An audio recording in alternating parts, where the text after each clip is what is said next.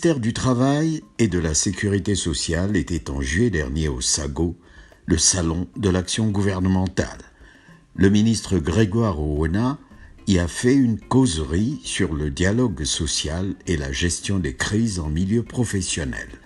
Il cite quelques outils mis en place pour favoriser ce dialogue. Il est mis en place des organisations professionnelles au niveau du patronat, des organisations professionnelles au niveau des employés, c'est des syndicats. Vous avez des syndicats des employés, vous avez des syndicats des patrons, vous avez des organisations purement consultatives et vous avez au niveau du gouvernement le ministère qui doit coordonner tout cela. Et il est clair que tout ce qui concerne le monde du travail va passer à travers certaines organisations qui sont un peu horizontales, telles que la commission consultative, la Commission nationale consultative du travail, dont l'objectif est par exemple de donner un avis sur tout ce qui concerne le travail. C'est-à-dire, par exemple, pour vous donner un exemple tout à fait récent, lorsqu'il s'est agi de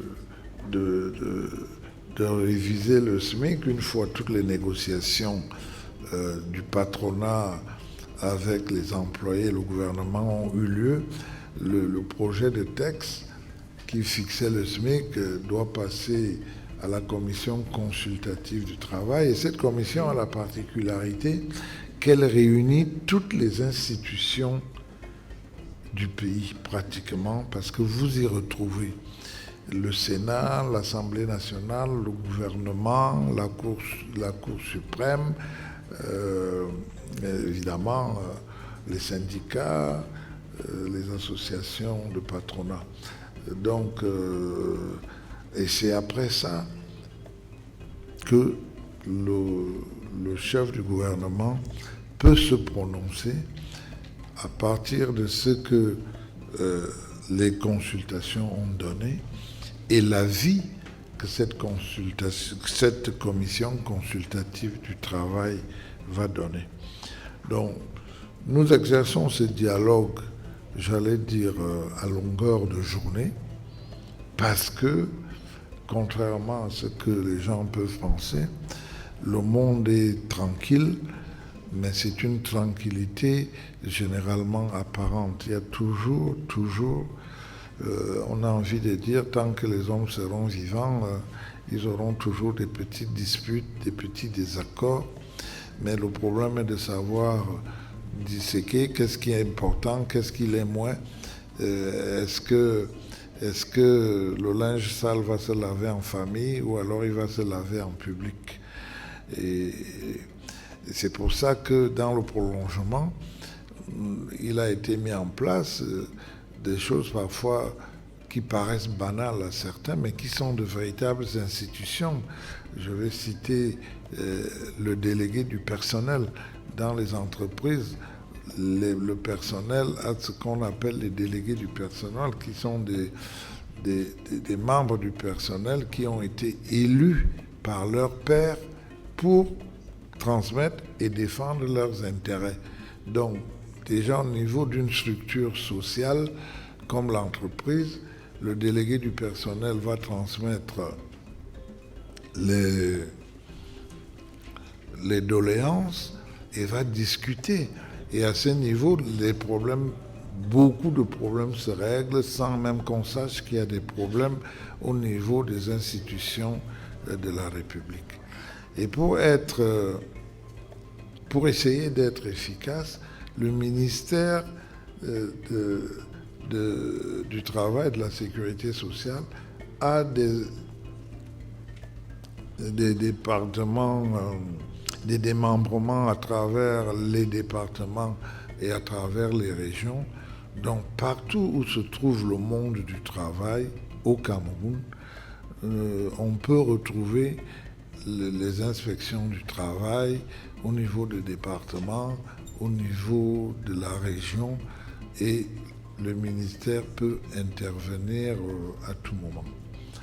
Voilà un peu globalement présenté et dire que, en conclusion, le dialogue social occupera donc une place, j'allais dire, prépondérante et permettra de faire que le calme règne. Et lorsque le calme règne, il y a davantage de sérénité, il y a davantage d'efficacité et même de productivité au sein des entreprises. Et lorsque il y a de la productivité, cela signifie en particulier que les entreprises qui travaillent peuvent gagner de l'argent. Et j'aime bien à dire aux entrepreneurs, lorsque vous gagnez de l'argent, il faut que cela se ressente aussi dans les poches des employés. Parce qu'il ne faut pas se tromper, aucun investisseur ne vient investir pour les beaux yeux du Cameroun. Tous les investisseurs, y compris camerounais, investissent d'abord pour gagner de l'argent. Mais lorsqu'ils gagnent de l'argent, il faut que cet argent profite au pays où ils ont la chance et l'opportunité de le gagner. Et si ça profite au pays, il faut que ça profite aux habitants du pays. Et les premiers habitants du pays sont d'abord les Camerounais. Après sa conférence publique, M. Grégoire Oona a accordé une interview exclusive à Focus 237. Vous parliez tout à l'heure de la nécessité de la transparence dans les entreprises. Encore faut-il que notre économie soit formelle. Or, elle est informelle. Comment on fait, monsieur le ministre, quand l'économie est informelle et qu'il faut quand même appliquer les textes, qu'il faut faire un certain nombre de choses dans le secteur qui est le vôtre, le travail? Vous avez constaté d'abord que tous les problèmes qui ont été posés ici ne relèvent pas ou ne sont pas causés par le secteur informel. Deuxième chose, le président Biya a pris des dispositions pour accompagner le passage de l'économie informelle à l'économie formelle. Il y a tout un ministère qui est consacré à ça. Donc l'option est prise pour que l'économie soit formelle et qu'il y ait vraiment de la transparence dans notre économie. C'est à partir de ces modèles économiques que nous pouvons progresser. Donc les problèmes que nous réglons, que nous essayons de régler, que nous aurons à régler, relèvent d'abord de l'économie formelle. Les entreprises informelles de 1 ou 2 ou 3 personnes, c'est généralement des cercles familiaux et ils essaient de régler leurs problèmes. Ce n'est pas eux qui nous créent des problèmes. Par contre, nous souhaitons que ces entreprises informelles évoluent et le gouvernement les accompagne dans cette évolution. Il y a un problème de communication sur les textes, monsieur le ministre. D'abord, vous-même, en tant que ministère, est-ce que vous communiquez assez sur les textes? Vous savez, un jeune homme, il y a des jeunes ici qui n'ont jamais lu le texte du Code du travail qui règle leur métier. Qu'est-ce qu'on fait pour que... Nous utilisons les canaux qui sont disponibles. Aujourd'hui, le canal le plus populaire, c'est Internet. Donc nous avons un site où figure le Code du travail. Et nous utilisons la presse, les conférences de presse pour diffuser ce que nous faisons et nous restons disponibles pour communiquer. Donc je ne sais pas bien ce qu'on pourrait nous reprocher en matière de communication. Vous êtes un ministre heureux quand on compare à vos confrères tchadiens ou sénégalais, où les syndicalistes sont virulents. Vous avez des syndicalistes faibles au Cameroun. Est-ce que vous en êtes heureux? N'avez-vous pas envie d'avoir en face de vous des gens qui sont forts? Je trouve que vous êtes un peu prétentieux en traitant les syndicalistes camerounais de faibles. Vous jugez un syndicaliste à son degré de violence. Je m'excuse, mais moi, je continue de rêver d'avoir un syndicalisme toujours de plus en plus responsable, avec qui on peut dialoguer et avec qui on règle les problèmes. Parce que les problèmes ont des solutions. Et ce n'est pas dans la violence ni dans le brouhaha qu'on va trouver des solutions. C'est quand on se met autour d'une table, dans un monde du travail qui évolue comme le nôtre, et qu'on peut échanger sereinement, et j'insiste sur ce mot, qu'on peut échanger sereinement. Je ne veux pas traiter les syndicalistes de faibles, mais je trouve déjà que leur niveau de virulence, mais de responsabilité est bon pour qu'on puisse régler les problèmes au Cameroun.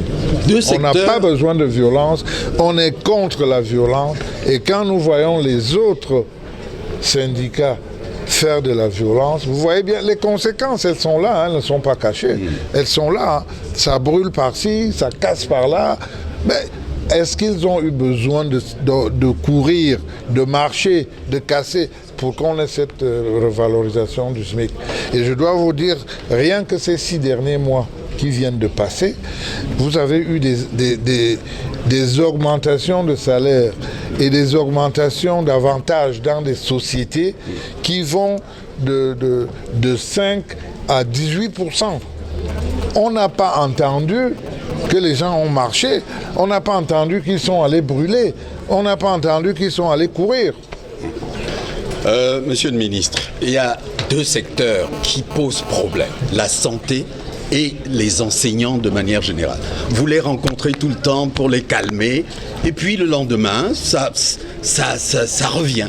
Qu'est-ce qu'on peut faire pour régler les problèmes de ces 2 secteurs vraiment précis, où il y a un maximum de Camerounais qui... Le lendemain, ça ne revient pas. On est en train d'avancer tant avec les enseignants que vous avez cités, qu'avec le secteur de la santé.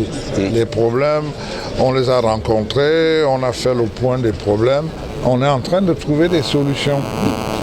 Donc, restez à l'écoute, vous saurez les solutions qui auront été trouvées et qui auront été acceptées par tous. Monsieur le ministre, j'ai été interpellé ce matin par un employé de la société qui ramasse les ordures. Il m'a dit, nous sommes au 3e mois sans salaire. J'ai dû lui donner 500 francs. Mais c'est très bien. Vous trouvez ça normal? Vous êtes généreux. Attendez, monsieur. Sur la base de la bonne foi. Vous trouvez ça normal? On connaît cette société. Je trouve normal que vous soyez généreux. Non. Mais vous n'êtes pas sûr. Vous n'êtes pas sûr que cet employé n'est pas payé depuis 3 mois, parce que ce n'est pas à vous qu'il doit venir se plaindre s'il n'est pas payé depuis 3 mois. Il y a son délégué du personnel. Si le délégué du personnel n'a pas pu régler le problème, il y a l'inspecteur du travail.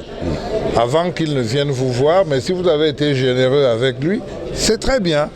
Je vous félicite pour la question. J'ai l'impression que la sécurité sociale est le point faible quand même de votre... Parce qu'on parle beaucoup du travail, mais la sécurité sociale, vous savez, c'est très important quand même. C'est aussi très vaste. Qu'est-ce qu'on peut... Il faut déjà qu'on se mette d'accord sur le contenu. Voilà, exactement. Parce que par exemple, sur les histoires de la santé universelle, on a eu l'impression qu'il y avait... Mais on est en train de mettre en place, en ce qui concerne la santé. Vous ne pouvez pas demander les résultats d'une affaire qui commence à se mettre en place aujourd'hui. Très bien. Il faut attendre. Merci, monsieur le ministre.